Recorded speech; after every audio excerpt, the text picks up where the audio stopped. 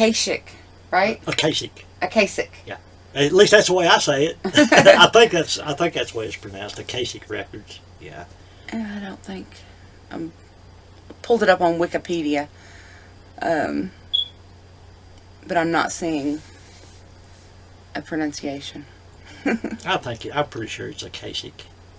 The K sound more like a C. Akashic.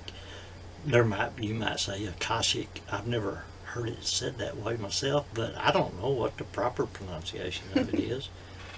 And it doesn't matter one way or the other. I mean, you can say Akashic, or whatever you want to say, and I know what you're talking about. Yeah, and I don't know if that's real. Again, to me, that's all part of our illusion as a human being. But, I mean, what I've saw and heard about that, like the inventors, some of the smartest people in the world, it was been said that they had the ability to tap into those records, and that's where they get their ideas. And it makes sense to me, because if there's no linear time and everything has already happened, or everything has not happened but it's happening right now, then any information that you're going to need is already there. It's happening right now, expressing right now. And if you can learn to tap into that, then I see no reason why that wouldn't work. But can I say that that's a real thing? Again, it might be a real illusion, but it doesn't make any difference either. It's just like when I write, without thoughts come to me to do this or do that. I don't know where they come from.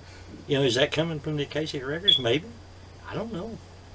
Also, something interesting too is if you go back and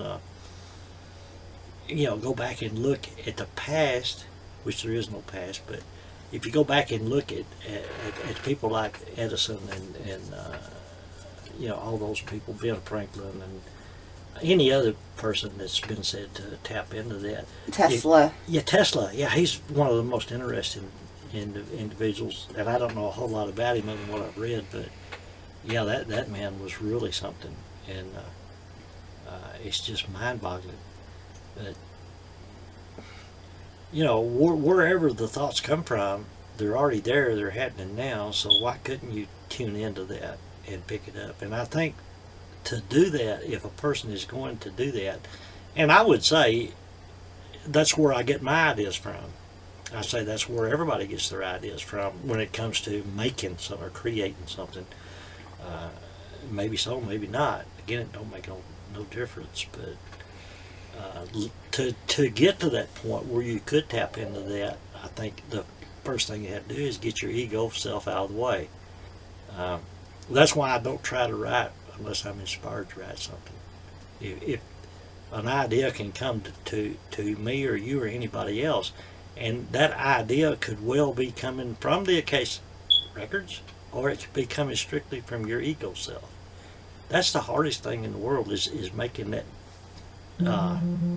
parallel between what is really coming from your higher consciousness and then what's coming from strictly the ego. And because we're human beings, most of it comes from the ego, because the ego wants to control you.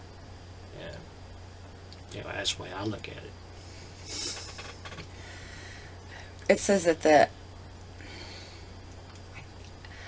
Akashic, there we go, Akashic, right? I just still can't pronounce it. You've got me confused. I know. Hey, let's just call it the records. The records? Yeah, there you go. The Akashic Records are a compendium of all human events, thoughts, words, emotions, and intent ever to have occurred in the past, present, or the future. And then if you interact that with the theory of there is no linear time, it's all in this one eternal moment, which I've said for years and years. I tell everybody, stay in the moment. All you got is this one eternal moment. That's all there is. And if you put all that in together, then to me it makes a little bit more sense. Right. That it's not, the Akashic Records are not something up there that's like a tape recorder that's recording everything that's going on, because it is everything. But again, you go deeper. You are everything. I'm everything. We are that spirit expressing, which is the one, the source, so to speak, from which everything comes from. So if there is an Akashic Records, what is it really? it's the one source, which you already are.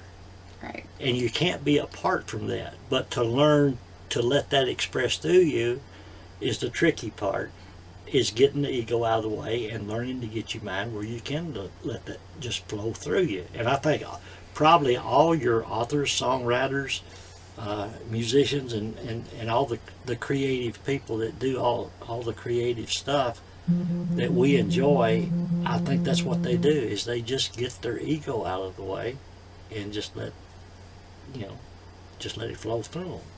It's kind of like when the Beatles went to India and then came back and all their music changed. Exactly. That's why John Lennon, I think, it would probably be one of my most favorite musicians of all time, and that's because when the Beatles first came over, of course I liked their music, but as I watched each individual grow, and they went over to India with the Maharishi or whoever he was, and got real spiritual, and I love that part of watching them grow, because I can relate to John Lennon, even though I never met the man. I can relate to him, like my life has been similar, that you take steps as you grow, and what's important to you once becomes unimportant as your spirituality begins to grow and develop. And that's why I left him. And you remember when he married Yoko and the Beatles split? And Well, I don't. Well, yeah, that's right. Yeah. But anyway, for a while. But I am familiar with the whole, everybody blamed Yoko for... Well, yeah, but other than that, when he just pretty much got out of the limelight, him and Yoko were living up at the Dakota house where he got murdered. And he wasn't doing anything. And one of my favorite songs, well, of course, Imagine, but one of my other favorite songs is Watching the Wheels Go Round. And to me, he was trying to tell people, or just express what he was feeling, because it starts out that people say I'm lazy, and I've been accused of being lazy. People say I'm crazy doing what I'm doing, and they give me all kinds of advice to save me from ruin. And he's telling these people, hey, I'm fine. Don't worry about me. I'm just sitting here watching the wheels go around. I took a break, and I'm letting my spirituality develop. And what was the sad thing about the whole scenario there was the one misguided soul, can't think of the man's name now, that killed him. John had just started recording again. His first album was the Starting Over, and that's the one that had, I think, Watching the Wheels. And I was really, really anticipating so much more of his music. I knew it was going to be so spiritual. And then he gets gunned down, for no reason, which is sad in itself. But then again, I never felt sorry for John, because I think, well, you went back home early. Bless your heart, but you left all this good stuff for everybody else if they got enough sense to listen to the real meaning. So, and I've also found out about people who are very creative, that so many times their life becomes a mess. And look at all the creative people who died at such an early age for drug overdose or alcoholism or something like that, A lot of them in accidents too, but I'm talking about the ones who overdose and get really heavy into the drug scene. It's because, and I may be totally off base here, but personally I just get the feeling that a person who's got so much creativity within them, even if they're able to put a lot of that out there, there's still so much inside them that they want to put out there, and they don't know how to do it, or they just get stonewalled with the whole thing, and there's so much creativity, and they're not able to express it all, that they turn to the drugs. It's a way of being out, and to numb it, to quiet that creative, because it and I experienced this over a lot of my life. Is I look back at like when Chandler was a baby, and all these ideas that I had, that things I wanted to do, and creative things like flipping houses. I had that idea before people started flipping houses, there you go. but I didn't know how to get started. and lots of things that maybe it's tapping into those records. That's what I was going to say. It's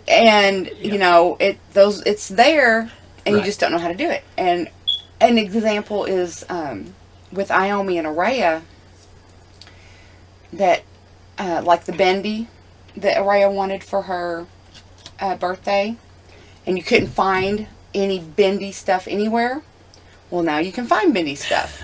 And especially with Iomi with Five Nights at Freddy's. There's Five Nights at Freddy's stuff everywhere. Mm-hmm. She's not into it anymore, but she was so into it when you could not find anything Five Nights at Freddy's. So they're ahead of their... I'm going to start paying attention to like stuff that they really get into. That's a good idea. It really is. And, it really is a good idea. Going back to the Akashic Records, because I was going to allude to this earlier and probably got off track, but so many of the inventors, when they come up with an idea, if you'll notice, of course you're going to have the copycatters come right after them, but more times than not, you'll see not just one person with this original idea like you had with flipping houses, and then later other people jump on that bandwagon. Well, they didn't copy you because you didn't do nothing with it, didn't put it out there, but still the idea was there. So I think the same idea for this or that comes to different people at the same time, and then the person who's able to jump on that and make the first step. That's like we talk about Tesla and Edison. They were like, am I saying Edison or? Yeah. Okay, it was Thomas Edison. I'm trying to think of the. It wasn't Edison. What's the other guy with the big white? The smartest man probably in physics that there ever was. Einstein. Einstein. That's who I'm trying to say. Thank you. Getting old here. You know what? I've forgotten more from what I've learned than I could actually ever say again, which that's okay. It's in there somewhere. It's like, yeah, it's in there somewhere. It's like now all that's left is scars and memories. And now that my memories are going, what's that going to leave me with? A bunch of scars. But that's okay too. I don't. Every scar I got's been well earned, and it's it's been a good thing. But yeah, I know exactly what you say because that's happened to me. I remember back in the 1980s, I wrote a little essay, which again, another one that I've never done anything with. I did type this one up. I got copies of it. I just never did publish it. And it was called, I titled it Another Day in Paradise. And I already had the thing written, had it typed up, and about, I don't know the time concept. It wasn't long after I'd done that, Phil Collins come out with the song Another Day in Paradise. Of course, it didn't have nothing to do with what I wrote about, but right. I thought, hey, he got my title. and there's some more, I can't recall them right now, but there's been other things where sometimes I think like you did. It's like, well, I had that idea. I know one I can think of right now. I used to have a friend who committed suicide years ago, but he was an introverted guy who never was very happy, but me and him, we really got along great. But he used to come over to my house back in my single days, and we would sit there, and I had the Nintendo game, and we'd play RBI baseball.